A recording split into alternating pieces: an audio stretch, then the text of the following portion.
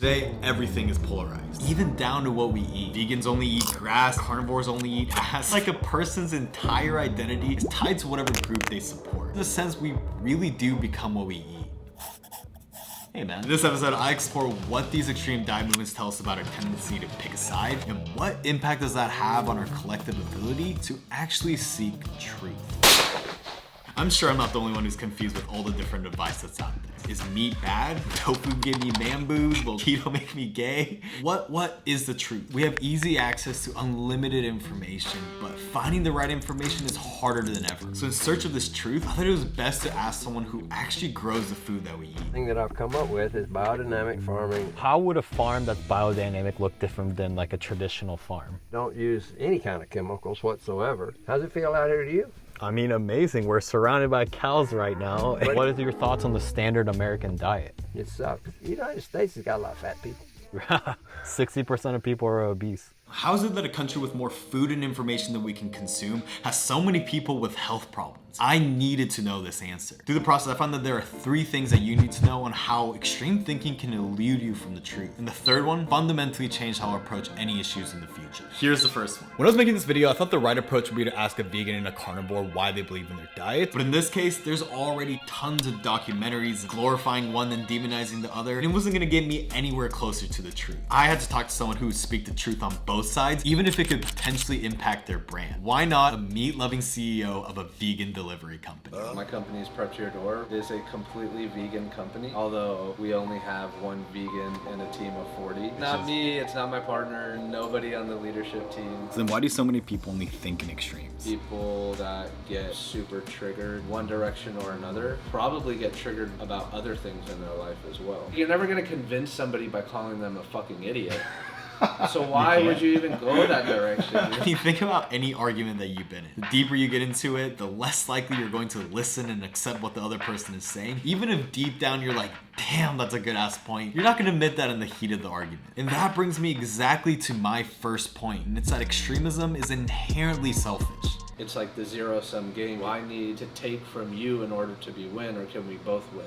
Before we move on, I gotta say, what better place to talk about the extremes than Texas? Oh, guns, barbecue, and now Rogan and Musk in a land so free that it's my body, my choice, as long as it's not the fetus elitist. What the fuck? I'm telling you, this is... Which is a perfect segue to my next point, and it's that almost always extremism is a response to fear. What are your opinions on those people go to different events and show like animals getting slaughtered over and over again? If the person is like, you're all part of the problem, well then, are they there to make you feel like you're a sinner? Or it's like just showing something that you may have not known before. And we've seen this countless times throughout history. Perfect example is the rise of the Nazi Party during a shitty time in Germany. And obviously I'm not comparing the decision to eat only steaks to becoming a Nazi, but when we're scared, we find comfort in extremism. How can we productively interact with people when we know that their thoughts are just based on fear? I would just keep asking that person why. Personally, when I get really mad about something, it's because I don't quite understand it well enough. So I'm fucking pissed off that you're making me feel unsure and insecure.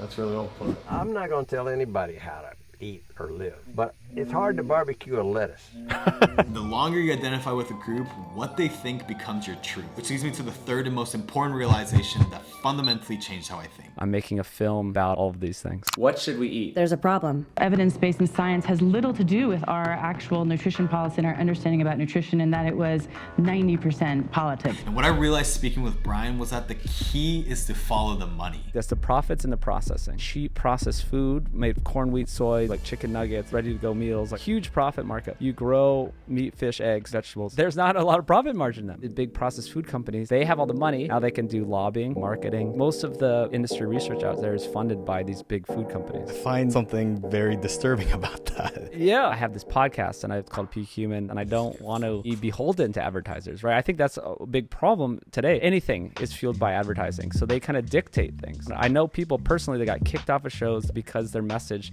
didn't align with the advertisers. Which brings me to point number 3, and it's that extremism is a distraction from truth. Because the focus shouldn't be just eat meat or just eat vegetables. The focus the whole time should be on the system and how it's literally set up to keep people sick just to make more money. There's 5 main companies that control the media. It's not like there's a secret controller like controlling things, but because there's these big interests, they've kind of just pushed it in this direction. You get the vegan activists, so then you kind of fuel them with these ideas of like, oh, it's like cow farts are destroying the environment. It's just crazy because we actually have less mass of big animals producing methane than before. But why do you think they've been so successful? It's a simple message. It's probably bad for the environment. It's bad to kill animals. So of course I'm just going to eat less meat. All right. Right. It's a lot easier to control people in the extremes because you don't have to think critically. And when media platforms reward extremism, it incentivizes what gets clicks rather than the truth. Like if you want to get a couple 100,000 followers on Instagram, you'll be a carnivore guy or a vegan guy, right? It's like an identity, right?